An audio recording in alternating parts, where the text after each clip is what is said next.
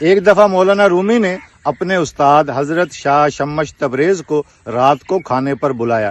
جب کھانا تیار ہو گیا تو شاہ شمش نے رومی سے کہا کہ مجھے کھانے کے ساتھ شراب بھی پیش کرنا۔ یہ بات سن کر رومی چونک گئے اور کہا کہ استاد جی کیا آپ بھی؟ شاہ شمش نے فرمایا کہ ہاں، اگر تم نے کھانے کے ساتھ مجھے شراب پیش نہ کی تو میں تمہارا کھانا نہیں کھاؤں گا اور نہ ہی میں رات کو سو پاؤں گا۔ یہ بات سن کر رومی نے کہا کہ استاد جی پورا شہر مجھے جانتا ہے۔ شاہ شمش نے کہا کہ مجھے اس سے کوئی غرض نہیں، تم میرے لیے شراب لے کر آؤ۔ رومی استاد کے ادب اور احترام میں خاموش ہو گئے اور سر پر چادر ڈالی اور شہر کی طرف چل پڑے اور سوچنے لگے کہ پورا شہر مجھے ایک عالم کے طور پر جانتا ہے، شہر میں میرے ہزاروں شاگرد ہیں، میں شراب کہاں سے خریدوں؟ خیر مولانا رومی غیر مسلموں کے محلے میں پہنچ گئے اور ایک شراب کی دکان سے بوتل خریدی۔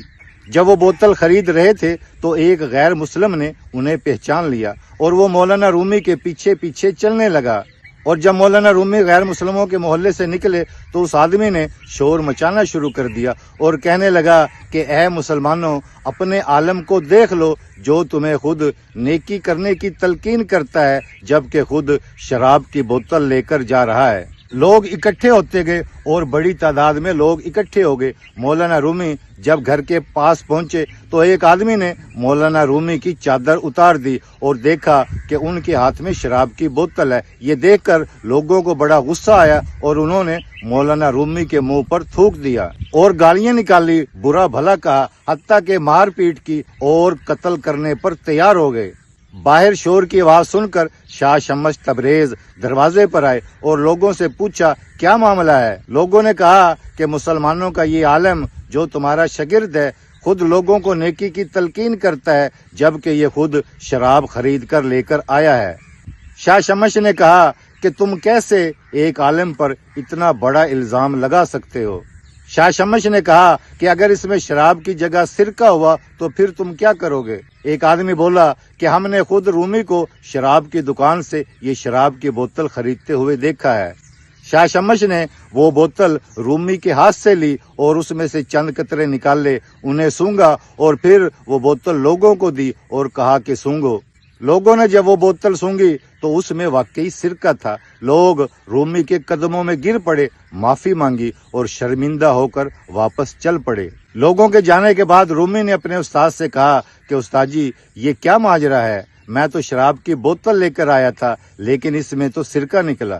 شاہ شمش نے کہا کہ میں نے یہاں آنے سے پہلے اس شراب کے دکان کے مالک کو پیسے دیے تھے اور کہا تھا کہ اگر رومی شراب کی بوتل لینے آئے تو اسے شراب کی بجائے سرکے کی بوتل دے دینا۔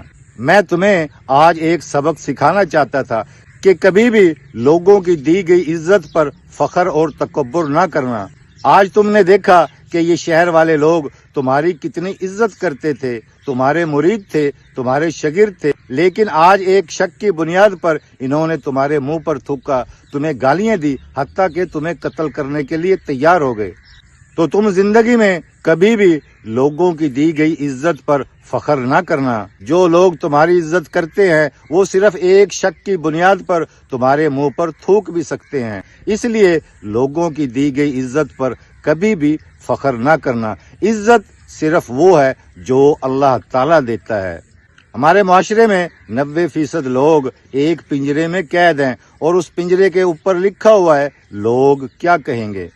اگر آپ کوئی کام صرف اللہ کی رضا کے لیے کرتے ہیں تو پھر لوگوں کی پرواہ کرنا چھوڑ دیں۔ لوگ آپ کے بارے میں جو مرضی رائے قائم کریں،